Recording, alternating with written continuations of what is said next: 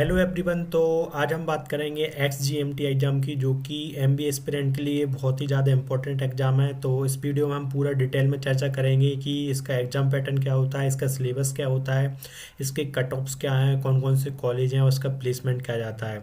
तो आगे वीडियो देखने से पहले प्लीज़ चैनल सब्सक्राइब कर लीजिए। तो आइए वीडियो शुरू करते हैं। तो हम पहले जान लेते हैं कि XGMT एग्ज़ाम होता क्या है। कि ये XGMT एग्ज़ाम एक रहता है। तो बेसिकली ये एग्ज़ाम JBR यूनिवर्सिटी भुवनेश्वर के लिए होता है। तो वहाँ पे बहुत सारे कॉलेजेस हैं। तो वो बेसिकली ये वाली प्रोग्राम ऑफर कराते हैं, like MBA in human resources management. तो MBA HR में होता है यहाँ पे। MBA इन बिजनेस मैनेजमेंट, तो बिजनेस मैनेजमेंट में यहाँ पे MBA होता है। MBA in Rural Management, MBA in Sustainability Management, and MBA in Urban Management and Governance, and MBA of and Master of Business Finance, and Executive MBA in Business Management। तो बाकी इसका देखें जो एलिजिबिलिटी क्राइटेरिया है, वो XGMAT की रहता है कि आपको लगभग 3 ईयर्स का जो ड्यूरेशन का जो यूजी आपने कोई सा 3 या 4 का, मिनिमम आपको 3 ईयर का या 4 ईयर का आपके पास है तो आप इसके लिए एलिजिबल हैं। और मिनिमम आपको 55% मार्क्स इसमें होना चाहिए।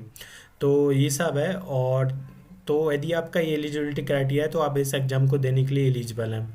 और आगे हम देखें तो इसका जो स्ट्रक्चर रहता है वो क्या रहता है। तो इसका जो स्ट्रक्चर रहता है एग्ज़ाम का, ये पूरा कंप्यूटर बेस्ड एग्ज़ाम है, ऑनलाइन टेस्ट होता है।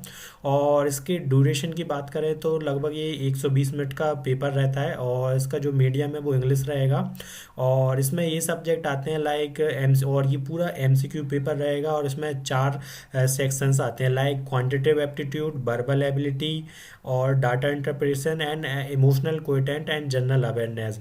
तो ये वाला जो इमोशनल क्वेटेंट है, ये पूरा आपने जो जेट का पेपर देखा होगा, वहाँ पे जो डिसीजन मेकिंग्स के क्वेश्चंस आते हैं, लाइक आपको एक सिचुएशन दी जाएगी, वहाँ पे आपको तुरंत एक डिसीजंस लेना पड़ेगा कि किस टाइप का आप डिसीजन, मतलब जैसे मैनेजर रहता है तो उसको कंपनी में डिफरेंट टाइप की सिचुएशन आती हैं, तो वो एक बेस्ट डिसीजन कैसे लेता है। और बाकी आप क्वांटिटेटिव एप्टीट्यूड तो वही कैट, वर्बल एबिलिटी, और ये जनरल अवेयरनेस और डाटा इंटरप्रिटेशन, ये तो नॉर्मल है, ये सब आप जानते होंगे। तो यही है। और फिर the fourth section during the test will appear in random sequence and there will be the sectional time limit. तो इसमें क्या रहता है कि अब जो सेक्शन आते हैं वो रैंडम वाइज आते हैं, कि पहले एक आ गया, फिर दूसरा आ गया, फिर तीसरा आ गया, फिर चौथा आएगा। और इसमें क्या रहता है, यदि आपका मान लो आपने जो टाइम दिया तो उससे आपको पहले भी हो गया पेपर, तो आपको वहाँ पे वेट करना पड़ेगा। तो उसके तो जब उस टाइम जो आपको गिवन टाइम है तो वो आपको उसी टाइम में आपको दिया होगा। जैसे कैट में रहता है कि ये फिक्स टाइम रहता है, फिर दूसरा आता है, फिर तीसरा आता है। तो वैसे ही यहाँ पे रहेगा कि एक बोर्ड फिक्स कर दिया जाएगा कि ये सेक्शन है तो आपको उतने ही टाइम लिमिट में उसको करना है, फिर दूसरे पे जाना है, फिर तीसरे पे जाना है। तो एक गिवन टाइम में ही करना पड़ेगा। और फिर क्या है कि this type and nature of question will be like the other prominent interest test for management education. तो ये बहुत भी, जैसे मैंने बताया, कैट में भी ये देखने को मिलता है।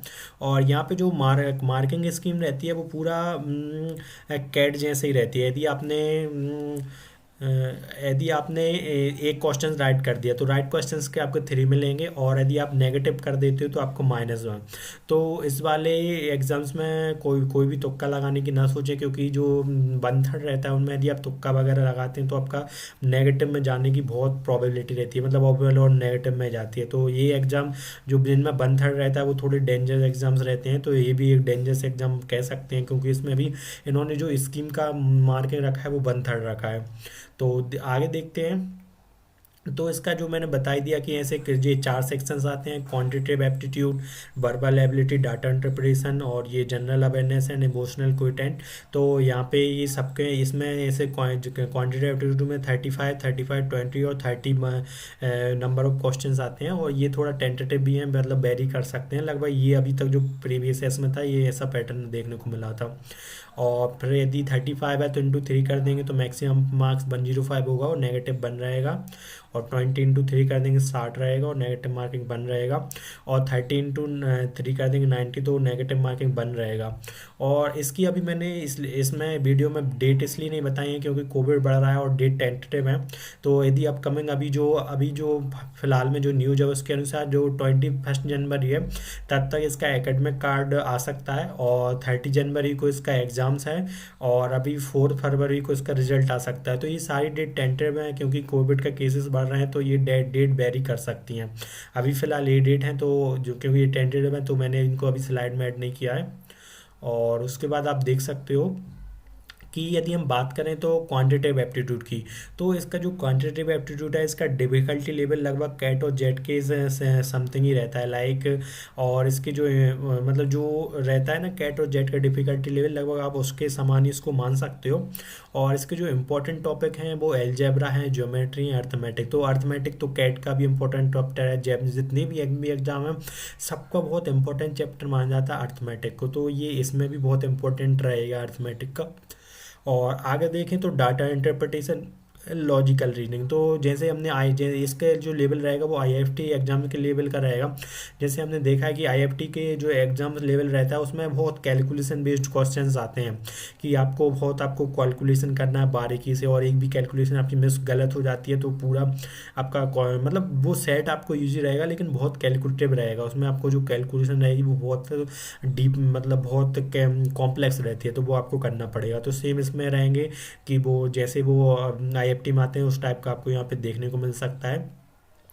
और यहाँ पे जो डीआई और मतलब कह सकते हो कि मॉडरेट लेवल का रहेगा, कैट और जेट जितने लेवल का नहीं रहेगा। और इसके इंपॉर्टेंट टॉपिक वही हैं डीआई के लिए, लाइक कैसलेट, डीआई के लिए कैसलेट, ग्राफ्स, अरेंजमेंट एंड पजल्स। आप देख रहे हैं मतलब जो आपने यदि आपकी कैट की प्रिपरेशन कर ली तो बाकी आप सारे एग्जाम्स की मतलब जो आपके कैट में आते हैं लगभग वही टॉपिक सारे एग्जाम्स में आते हैं, मोस्ट ऑफ द एग्जाम वही आते हैं। तो मतलब आप कैट कर लेते हो तो आप मतलब आपको अलग से XGMM की प्रिपरेशन करने की जरूरत नहीं है। यदि आपने कैट दिया था तो उसके साथ ही आपकी इसकी प्रिपरेशन भी हो चुकी है लाइक। और वर्बल एबिलिटी देखें तो वर्बल एबिलिटी का लेवल रहेगा वो एनमेट और स्नैप के समथिंग रहेगा, लाइक आपको antonyms, synonyms and substitution, word substitution and items and phrase. तो ये जो ग्रामेटिकल वाले क्वेश्चंस रहते हैं लाइक एरर वाले क्वेश्चंस आते हैं बहुत सारे, और छोटे मोटे पैसेज भी कोई कोई से एग्जाम में देखने को मिलते हैं। तो मतलब जो नॉर्मल पैटर्न रहता है स्नैप का और एनमेट का वो वैसा ही इसका जो वर्बल एबिलिटी का लेवल रहेगा उस टाइप का रहेगा। तो वो भी आप आराम से निकाल सकते हो।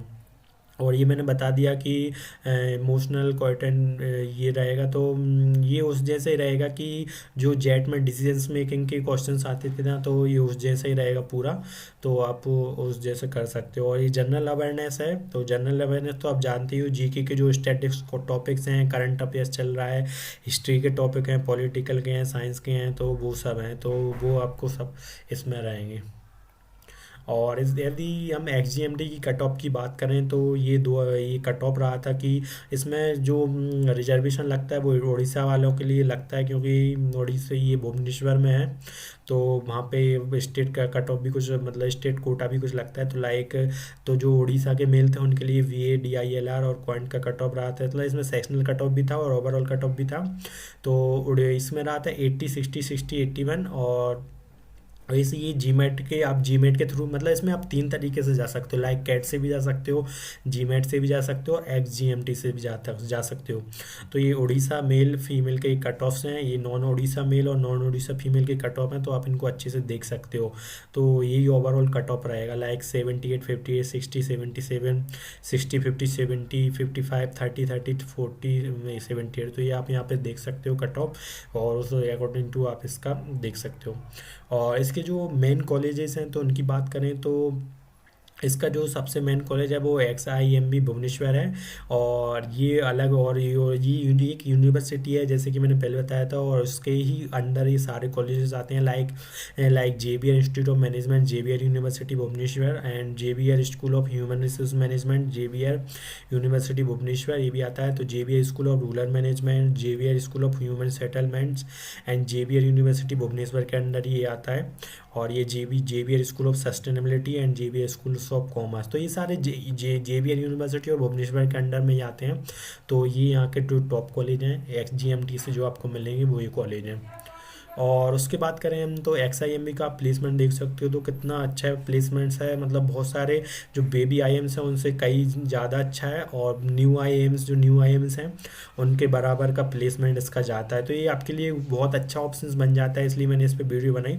और यहाँ पे आप प्लेसमेंट्स का यदि आप देखें तो लगभग नंबर ऑफ स्टूडेंट थे 374, और जो रिक्रूटर्स थे वो थे 97, और इसका हाईएस्ट पैकेज गया था 24 LPA, जो कि मतलब मेन IIM के समथिंग ही है, और बेबी IIM से तो कई ज़्यादा अच्छा है। और उसका एवरेज आप देख सकते हो 15.51, मतलब IIM त्रिची के समथिंग का इसका प्लेसमेंट गया था। और मीडियन की बात करें तो 14.5 LPA का इसका मीडियन रहा था। उसके जो टॉप रिक्रूटर्स की बात करें तो इसके टॉप रिक्रूटर्स थे Deloitte, Airtel, Accenture, BNY, Mellon, L&T, RBL bank, Aditya Birla capital. तो ये आपके लिए बहुत अच्छा ऑप्शन है MBA एस्पिरेंट के लिए, तो आप इसको टारगेट कर सकते हैं। तो बहुत ही अच्छा ऑप्शन है आपके लिए। और so thank you guys, if you like my video please like and subscribe. और भी टॉपिक्स पे आप यदि वीडियो चाहते हैं तो आप कमेंट बॉक्स में लिख सकते हैं, और you can follow me on Instagram, Telegram और एवरीवेयर। और आपको कोई भी कुछ हेल्प चाहिए हो आपके मॉक PI से रिलेटेड या कुछ भी, तो आप कमेंट बॉक्स में लिख सकते हैं और मुझसे कॉन्टैक्ट कर सकते हैं। Thank you, please like and subscribe. Thank you.